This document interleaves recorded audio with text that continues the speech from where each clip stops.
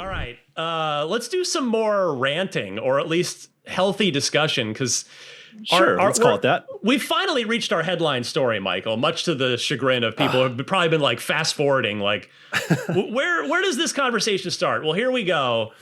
Microsoft, while we're in Rumorville, and heavily rumored and corroborated Rumorville, Microsoft is seemingly ready to launch its flagship series, Halo, on rival platforms for the first time, including PlayStation 5 and the upcoming Nintendo Switch successor.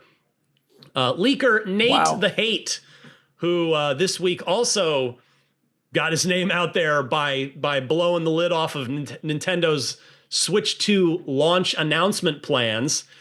Nate the Hate also reported in a separate podcast that Microsoft will finally bring Halo to PlayStation in the form of a PS5 port of the Master Chief Collection, which will also come to the Nintendo Switch 2.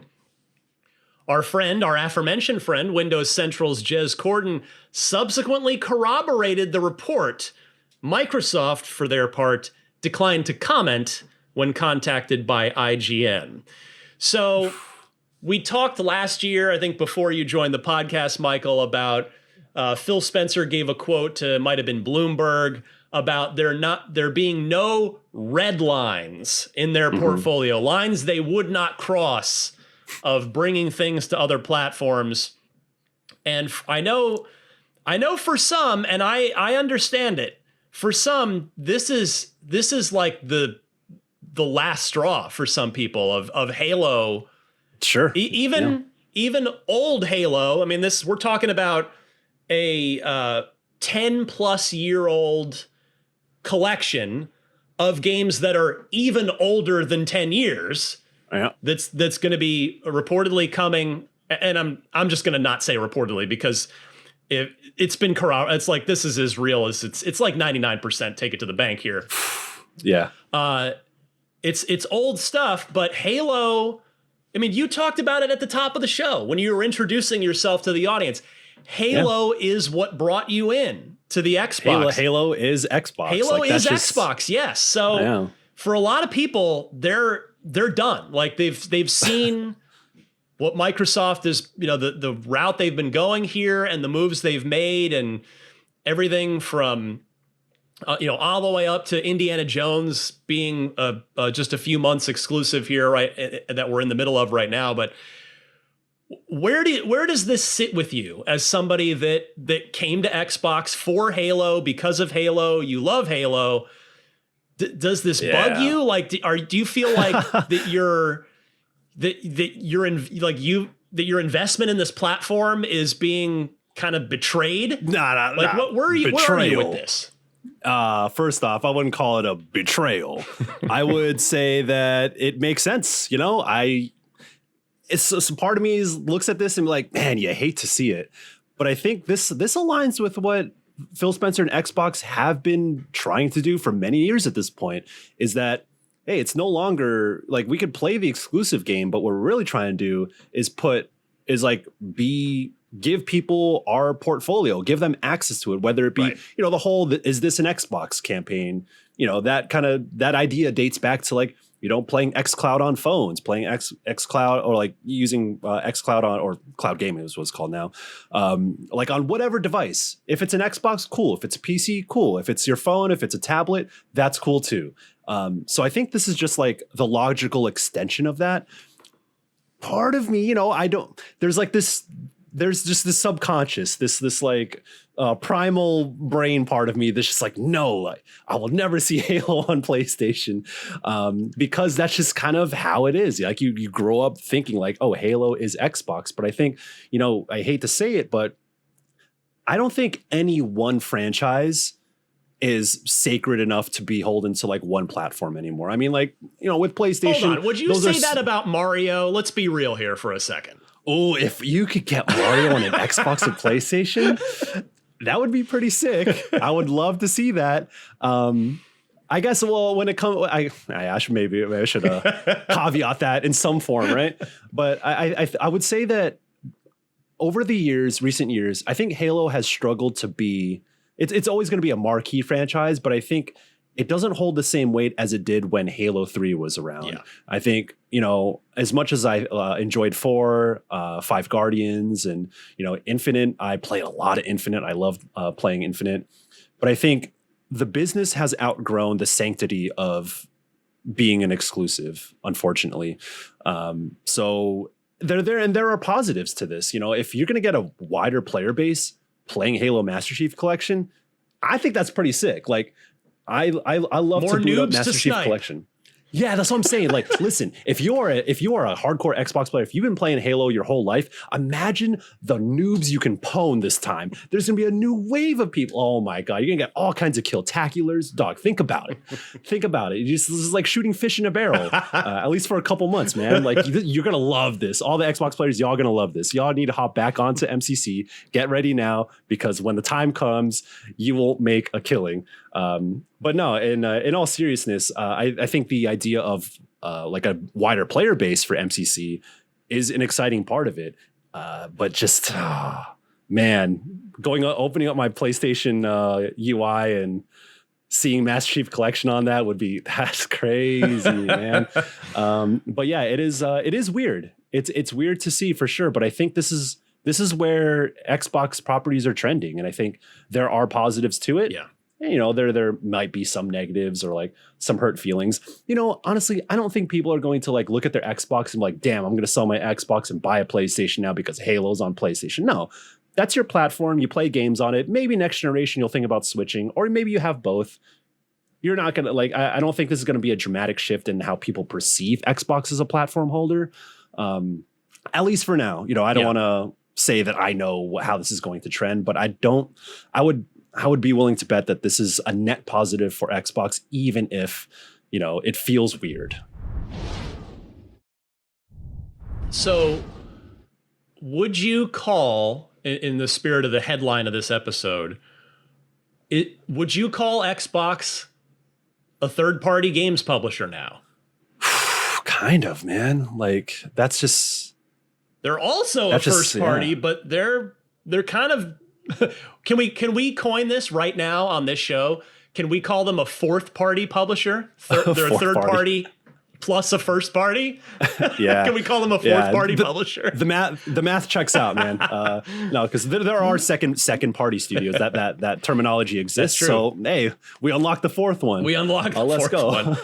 But yeah, I think you said it pretty well. I mean, I completely get the frustration or even anger of people that have shown loyalty to Xbox by investing hundreds and thousands of dollars of their money, whether it's just over the last 5 years, the last 10, or the last 20 plus, in the Xbox ecosystem, because you liked what Xbox was doing, you liked the games they were putting out, the choices they were making in terms of, I mean, you talked about Xbox Live, which was such a huge, insane bet in 2002. Yeah. Like, we're going to do a broadband only network despite the fact that basically everybody had 56K and very few people had broadband. And they were like, yeah, no, we're going to do this broadband thing.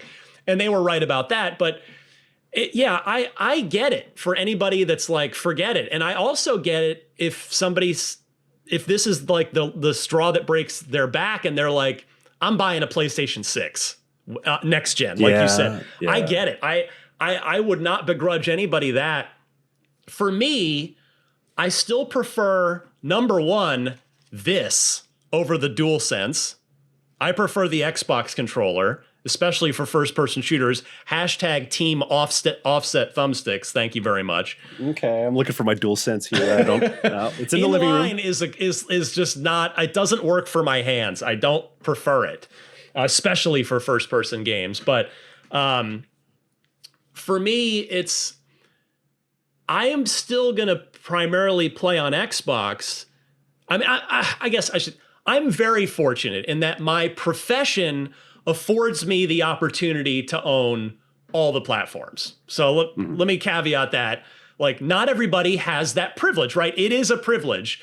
Some people, you need to pick one, and that's what you're going to invest in. So I get it. For me, I prefer the Xbox controller. I love Quick Resume. I prefer Xbox Live, and I have a whole friends list on Xbox Live of people. Now I know crossplay has maybe started to blur those lines a little bit, which is Microsoft's own doing. Like they've pushed for that, and I think that's been for the betterment of gaming overall. But I completely understand anybody that's like says forget it, and they're not gonna invest in Xbox as their primary platform anymore. But I think for Microsoft, the thing is doing the traditional first party thing with first party exclusives hasn't worked. Like they're in third place. They can't get out of third place. The hole actually has just kind of gotten deeper over the last 10 years. And by the way, that's not our fault, meaning us as players or as media specific, but it's not your fault as Xbox players, as Xbox customers. It's Microsoft's fault. We've talked at length on this podcast over the many years I've been doing it about how Microsoft mismanaged the shit out of their first party portfolio. They drove Lionhead into the ground, killed Fable in the process.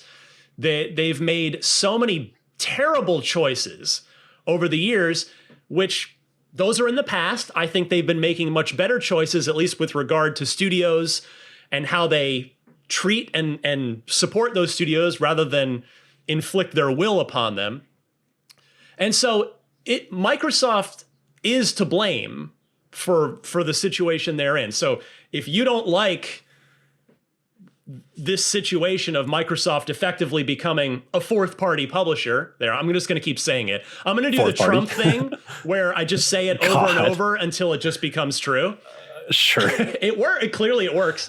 And so it is Microsoft's fault. Like, cause Nintendo, they're not putting their stuff on Xbox or on PlayStation, and they're doing just fine. The Switch is the second best-selling console ever. Sony is still doing pretty darn well in the console space, and in terms of they're starting to they're going over to PC, but they're not going to put anything on Xbox until they're like forced at business gunpoint to do so. And so it's a really weird change. Like you said, you said it, Michael, it's weird, but Microsoft is kind of them playing by the traditional rules hasn't worked for them, largely because of their own terrible decisions and choices. But the industry is changing. And I know I'll pass the mic back to you here in a second, but the industry is changing. And can Nintendo keep doing it their way? Probably. Can PlayStation keep doing it their way? Well, maybe, but they're already starting to put their stuff on PC. Microsoft has just decided that they can't keep doing it the traditional way.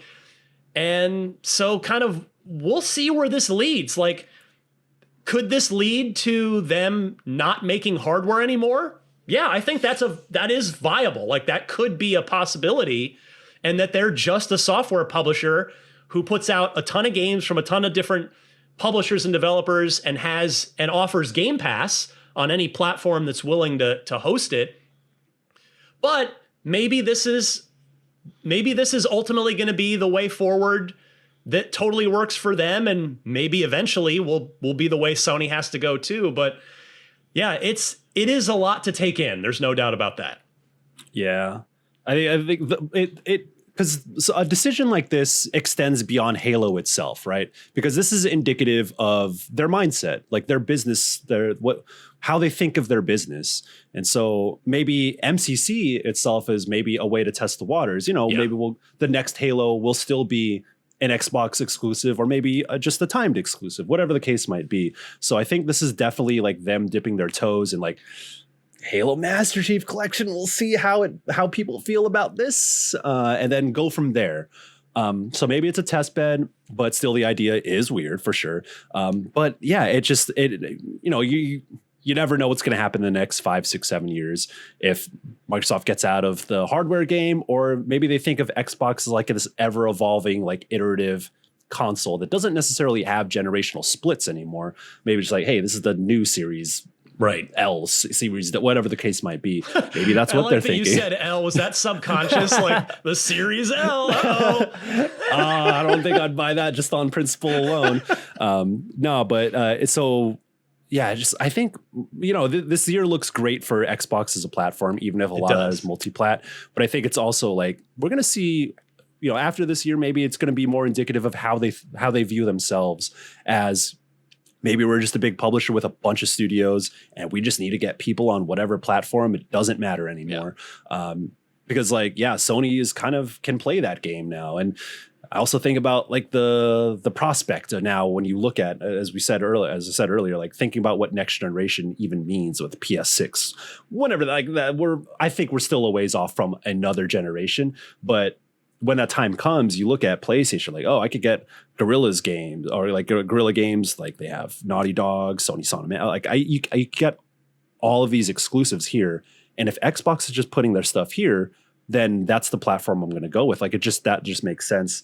I don't know if timed exclusives or the certain number of exclusives they have for Xbox now is enough to keep people coming back for another generation or to keep them around for that. So I think, it's, Sega got out of the hardware game for very different reasons, but True.